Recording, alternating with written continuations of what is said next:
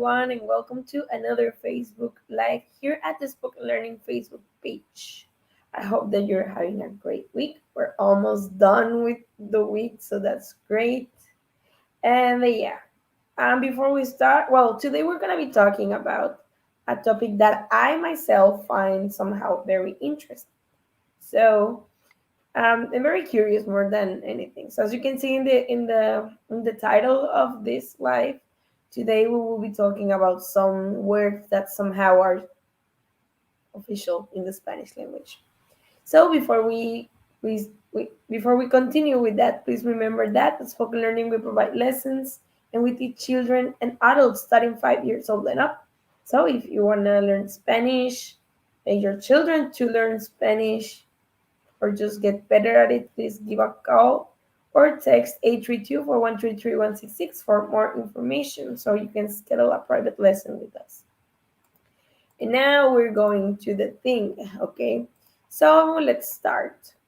Weird words in the RAE, okay? I don't really like to say that they are weird words, but I find them somehow a little bit weird. But I think that those are the kind of words that you don't really see as something usual or something that you will believe that it will be like official, but they are, okay?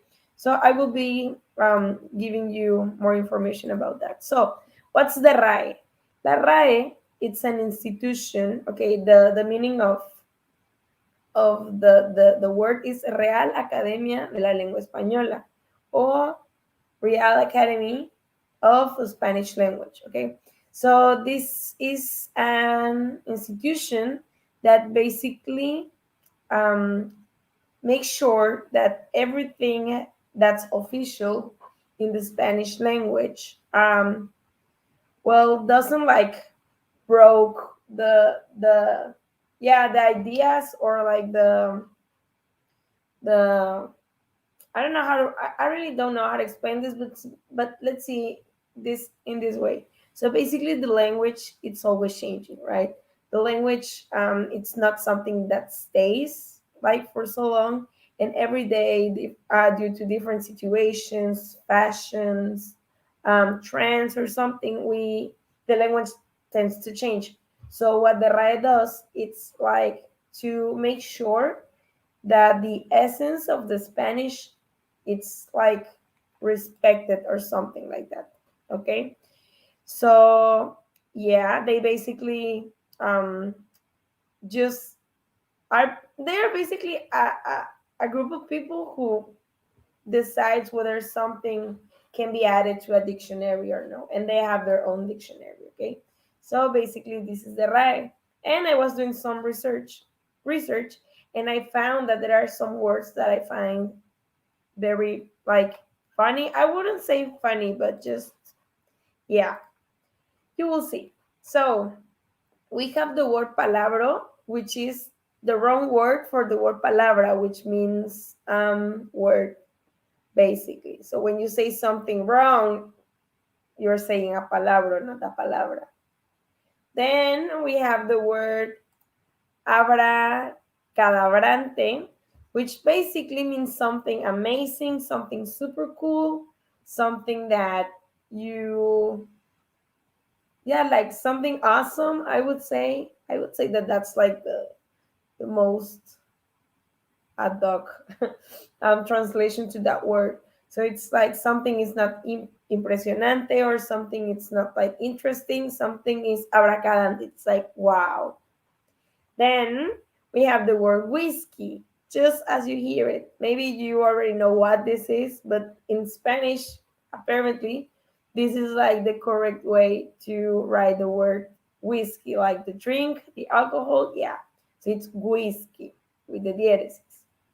Then the number four, which I found very funny as well as whiskey, because these two are basically just yeah, these two are basically just like the phonetic translation to the words in English, because at least in Spanish, we have a lot of anglicisms.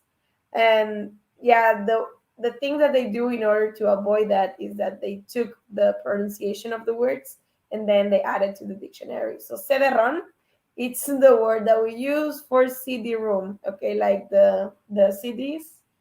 Yeah, that's the word for CDs in Espanol. Then we have Spanglish, which I think that's already a very well-known word. Um, and this means basically the mix in between English and Spanish. So, for example, if you are a Latino that lives in the US, um, and you have like more, you're like more in the Latino part than in the American part, probably you will be speaking a lot of Spanglish. Also, a lot of people in the north of Mexico speaks a lot of Spanglish because they are very close to the United States. So yes, that's the word that you use when you're talking like in both languages at the same time, as I do most of the time. And then we have the word amigobio. I found this one personally really funny, like way funnier than the other ones that I told you before, because this one is the word that you use when you're in a complicated relationship, basically. Okay, so you have like a friend that's more than your friend and you enjoy being with, and you have like all the boyfriend girlfriend things that you have, but without the title. So it's like, yeah, at least to me it's like the definition of a complicated relationship. Like when you want to be with someone and you spend a lot of time and you do a lot of things together, but then you don't have like the responsibility of a boyfriend or girlfriend, or like, yeah, the responsibility for for a serious relationship. So yeah, let's review these words again. So we have palabro as the number one. Then we have abracadabra, abracadabrante. This word is even hard for me. Then we have whiskey, cederron, Spanglish, and amigobio. And yes, so okay, that will be it for today. I hope that you find this topic very interesting. At least for me, it's very interesting. So yeah. And please don't forget that we provide private lessons and we teach children and adults starting 5 years old and up. So please call or text 832-413-3166 in order to schedule a private lesson with us. And yes, that will be it. See you next time. Bye.